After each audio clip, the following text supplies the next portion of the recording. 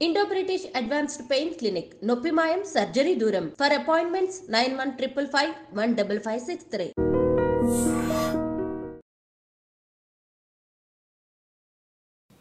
నమస్తే, welcome to I dream. Actually December మంత్లో police department వాళ్ళకు నిజంగానే ఒక షాకింగ్ అనుకోవచ్చు. అసలు ఉన్నతాధికారులకు కూడా అర్థం కాలే. వరుస పెట్టి నాకు తెలిసైతే 8 మంది ఆత్మహత్య చేసుకున్నారు డిసెంబర్ నెలలోనే. అంతకంటే ముందు మేబీ చేసుకుండొచ్చు, కానీ మరీ హయ్యెస్ట్ అంటే హయ్యెస్ట్ నాకు తెలిసి మొన్న డిసెంబర్ మంత్లోనే జరిగింది. పోలీస్ డిపార్ట్మెంట్ అంటేనే మనందరికీ తెలుసు కదా, స్ట్రాంగ్ డిపార్ట్మెంట్ అండ్ అన్ని కేసులు డీల్ చేసేది వాళ్ళే అండ్ సమస్యలు వచ్చినా డీల్ చేసేది వాళ్ళే.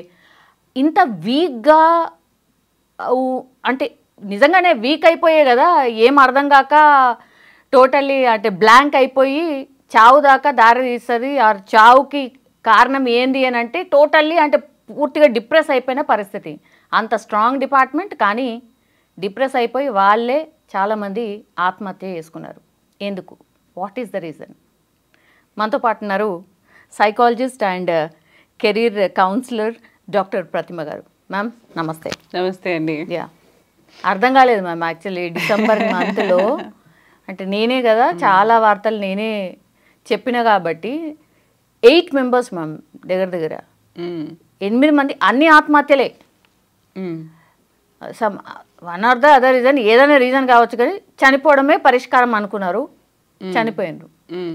గంత స్ట్రాంగ్ డిపార్ట్మెంట్, అసలు కేసులు ఏవచ్చినా క్రైమ్ సీన్లో ఏం జరిగినా వాళ్ళే కదా ముందుండి దగ్గరుండి చూసేది. స్ట్రాంగ్ ఉంటారు వాళ్ళు, బాగా రఫ్గా ఉంటారు అని అనుకుంటాం జనరల్లీ. అయితే ఇంత వీక్ మైండెడ్ కూడా ఉంటారా అని అనిపించింది మ్యామ్. ఎందుకు అట్లా అయి ఉంటుంది? What is the reason? ఇది స్టార్ట్ చేయాలంటే ఫస్ట్ ఆఫ్ ఆల్ నాకు పోలీస్ డిపార్ట్మెంట్ అంటే ఎంత గౌరవం అంటే అంత గౌరవం. నేను చిన్నప్పుడు నేను ఈరోజు ఇలా బతుకున్నానంటే ఫస్ట్ ఆఫ్ ఆల్ పోలీసే కారణం, టు బీ ఫ్రాంక్. నేను 7th క్లాస్లో ఉన్నప్పుడు ఐ థింక్ మా అమ్మ మీద అలిగి బట్టలు మూట తీసుకుని బయటికి వెళ్ళిపోయాను. నాకు అంటే ఇట్ వాజ్ ఆ టైంలో ఏమనిపించింది, చిన్నపిల్లని కదా, రోషం వచ్చి అసలు నువ్వు నన్ను ప్రేమించవు, ఎప్పుడు చూసినా అక్కనే ప్రేమిస్తూ ఉంటావు అనేసి ఆ కోపంతో ఏమో చెదార ఏమొస్తే అది తీసుకుని వెళ్ళిపోయాను ఇంటి నుంచి. సో మేము ఉండేది మేరీపట్నం. నడుచుకుంటూ ఎక్కడికి వెళ్ళానో తెలియదు. అక్కడంతా మిలిటరీ ఏరియా అనమాట, ఏమన్నా జరిగే ఛాన్సెస్ ఉంటాయి. అమ్మాయి 7th క్లాస్ అని అంటే మీకు తెలుసు. అప్పుడు ఒక సైకిల్లో వెళ్తున్న వ్యక్తి, ఏమ్మా ఏడ్చుకుంటే ఎక్కడికో వెళ్తున్నావు, ఎక్కడికి వెళ్తున్నావు అని అంటే, ఈ ఊరు వదిలేసి వెళ్ళిపోతున్నాను నేను అన్నాను. అంటే అంత ఇన్నోసెన్స్ ఉన్నామో తెలీదు, ఊరు వదిలేసి భయం కూడా లేదు అప్పట్లో. మా మమ్మీ ఎప్పుడు తిడుతూనే ఉంటుంది, నేను ఊరు వదిలేసి వెళ్ళిపోతాను. సరే మీ అమ్మ తిడుతుంది అంటున్నావు కదా, ఊరు వదిలేసి వెళ్ళిపోతున్నావు అంటున్నావు, సరే మీ మమ్మీకి చెప్పేసే వెళ్దాంలే, నేను తీసుకెళ్తాను. మీ మమ్మీ ఏం చేస్తుంది, ఎక్కడ ఉంటుంది అని అడగగానే ఫలానా చోట అని తెలుసు నాకు ఆ టైంలో, కానీ ఆ వ్యక్తి ఎవరో తెలీదు, అసలు ఏంటో తెలీదు. సైకిల్లో వస్తున్న వ్యక్తి, మీరు నమ్మండి. సో నేను కూర్చొని సరే అంకుల్ అని చెప్పేసి ఆయనతో నేను చూపిస్తాను నీకు ఇల్లు రా అని చెప్పేసి తీసుకెళ్ళాను. I was that innocent and stupid. ఇప్పుడు ఆ కాలంలో ఇలా జరుగుతుందని నేను అనుకోను, భయం వేస్తుంది కదా. సో వెళ్ళిన వ్యక్తి మళ్ళీ అంటే లక్కీగా నాకు అసలు ఏం అవ్వలేదు, డైరెక్ట్గా జాగ్రత్తగా నన్ను తీసుకెళ్ళి ఇంట్లో దింపాడు ఆయన. దింపిన తర్వాత అమ్మ ఇలా కోపం వచ్చిందని చెప్పి వచ్చేసింది, మీరు జాగ్రత్త తీసుకోవాలి, ఆడపిల్ల ఒక్కటే కదా, మరి మీరు ఎలా వదిలారు, ఎక్కడున్నారని గట్టిగానే కోప్పడ్డాడు మా అమ్మ నాన్నని. ఓహో, ఇద్దరిని బాగా కోప్పడ్డాడు. అసలు అమ్మాయి అలా ఏడుస్తుంటే ఇప్పుడు నేను చూశాను కాబట్టి నేను తీసుకొచ్చాను, ఇంకొకళ్ళు అయితే ఏం చేసి ఉండేవాళ్ళ పాపను ఒకసారి ఊహించుకోగలరా అనేసి. సో అప్పుడు మా అమ్మ నాన్న ఆల్రెడీ వెతికే ప్రాసెస్లో ఉన్నారు, వాళ్ళు ఏడుస్తున్నారు, వాళ్ళు చేస్తున్నారు, కానీ జాగ్రత్తగా దింపాడు ఆయన. తర్వాత ఆయన గురించి తెలిస్తే ఆయన పోలీస్ ఇన్స్పెక్టర్ అని తెలిసింది. అప్పట్లేదో మాకు తెలీదు. సో ఆ టైంలో నిజంగా నేను బతికి బయటపడ్డానేమో కదా, నాకు నిజంగా వాళ్ళంటే చాలా గౌరవం, చాలా రెస్పెక్ట్. ఆ పొజిషన్ అంటే అంత ఆ రేంజ్లో చూస్తాను. సో దేవుళ్ళు నిజంగానే. ఈరోజు మనం ఈ సోల్జర్స్ కానివ్వండి, వాళ్ళు అక్కడ వెళ్ళి పోట్లాడుతున్నారు, వీళ్ళు ఇక్కడ మనని చూసుకుంటున్నారు, జాగ్రత్తగా కాపాడుతున్నారంటే మనం ప్రశాంతంగా ఇంట్లో కూర్చొని రాత్రిళ్ళు నిద్రపోతున్నామనంటే కారణం వీళ్ళే. అంటే పెట్రోలింగ్ అనడం కానివ్వండి 24/7 వాళ్ళు ఎలాంటి డ్యూటీస్ చేస్తారో మనకు తెలుసు. సో ఇక్కడ మెంటలీ ఫిజికలీ వాళ్ళు చాలా స్ట్రాంగ్గా ఉండాలి, తప్పదు వాళ్ళకి. అలాంటి ట్రైనింగ్ కూడా ఇస్తారు. చాలా పిక్చర్స్లో మనం చూస్తూ ఉంటాం వాళ్ళు పోలీస్ ట్రైనింగ్ అంటే ఎంత డిఫికల్ట్ అయి ఉంటుందో. అంటే ఫిజికల్ ట్రైనింగ్తో పాటు మెంటల్ ట్రైనింగ్ కూడా వాళ్ళకి అలాగే ఇస్తారు. కానీ అలాంటి వ్యక్తులు పాపం ఎలాంటి ప్రెషర్లో వాళ్ళకి ఇలాంటి ఇంత పెద్ద స్టెప్ తీసుకోవాల్సి వస్తుంది. They are like a role models for all of us. అంటే వాళ్ళు స్ట్రాంగ్గా ఉంటే మన బందోబస్తే ఇంత ఉంది అంటే ఇప్పుడు ఈ సెలబ్రిటీస్ కానివ్వండి, మన స్టేట్ గవర్నెన్స్ కానివ్వండి అంత ప్రొటెక్టెడ్గా ఉంది అంటే వాళ్ళు ఎలాంటి దీన్నన్నా వాళ్ళు ఎదుర్కొని అంత స్ట్రాంగ్గా నిలబడితే తప్ప మనం అందరం ఉండలేమన్న ఆ సంగతి మన అందరికీ తెలుసు. సో ఇప్పుడు వాళ్ళు అలా మెంటల్గా స్ట్రెస్ అయిపోయి సూసైడ్ చేసుకునే దాకా తీసుకొస్తుందని అంటే మన వ్యవస్థను మనం అనుకోవాలో పాపం వాళ్ళకి ఆ ప్రెషర్లు అలా పడుతున్నారు అని అనుకోవాలో తెలియదు. కానీ సో ఈ మెంటల్ ప్రెషర్ అన్నది ఎంత మీరు స్ట్రాంగ్గా ఉన్నా ఎక్కడో అక్కడ మన్ని కాల్ చేస్తుంది. అది మేబీ వాళ్ళ అర్నింగ్ పరంగా ఉండొచ్చు, లేక వాళ్ళకి ఆ స్ట్రెస్ లెవెల్స్. అంటే మీరు ట్రాఫిక్ పోలీస్ నుంచి అందరినీ చూస్తుంటారు పాపం వాళ్ళు 24/7 అక్కడ నించొని, మనం ఒక అరగంట నించుంటేనే అబ్బో నా కాళ్ళు, అయ్యో నా కాళ్ళు అని పట్టుకుంటాము. నేను చూస్తానమ్మా గంటలు కొద్దీ అక్కడ నించొని ఆ ట్రాఫిక్ని కంట్రోల్ చేయడం, మనుషుల్ని కంట్రోల్ చేయడం, వాళ్ళు చేయడం అని అంటే అది ఏమన్నా తక్కువ జాబా? తక్కువ ప్రెషర్ ఉన్న జాబ్. ఎంత పవర్ఫుల్ అయినా ఎంత ఉన్నా వాళ్ళకుండే రిస్ట్రిక్షన్స్ వాళ్ళకుండే ప్రెషర్ వాళ్ళకుంటాయి. ఫిజికల్గా ఎంత అలసిపోతాడు మనిషి, అంతే కదా. సో ఫిజికల్గా అలసిపోయినప్పుడు ఆటోమేటిక్గా మెంటల్ మీద కూడా అంతే స్ట్రెస్, అంతే ప్రెషర్ పడుతుంది వాళ్ళకి.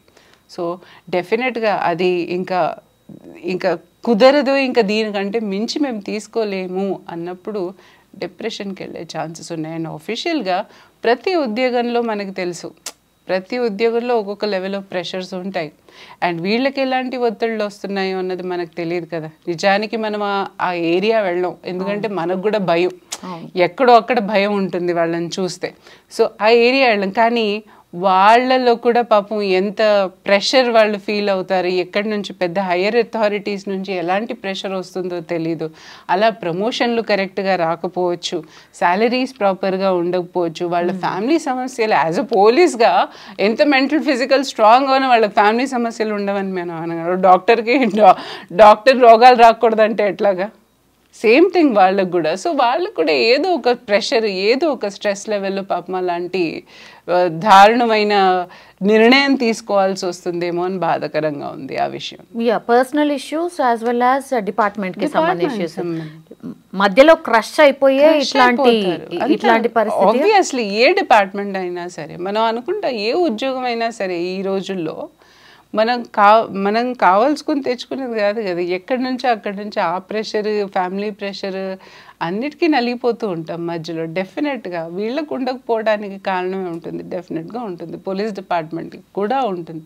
అండ్ ప్రతి ఫీస్ట్ కానివ్వండి, ఇండియన్ ఫెస్టివల్స్ కానివ్వండి, ఏ ఈవెంట్స్ కానివ్వండి, పాపం ఆన్ డ్యూటీ వెళ్ళాలంటే రాత్రి 12 ఫ్యామిలీని వదిలేసుకుని వెళ్తారు. Exactly ma'am. అంటే ఈ లీవ్స్ కూడా పెట్టుకున్నా సరే, ప్రయర్ గా పెట్టుకున్నా సరే క్యాన్సిల్ చేసుకుని వెళ్ళిన వాళ్ళకి చేతులెత్తి దండం పెట్టాలి. యాక్చువల్గా డాక్టర్స్ కానివ్వండి, పోలీసులు కానివ్వండి, వాళ్ళ డ్యూటీ దగ్గర వాళ్ళు ఎక్కడ వెనక జారలేదు. 12 o'clock అంటే 12 o'clock వెళ్ళాలి, 1 o'clock అంటే 1 o'clock వెళ్ళాలి.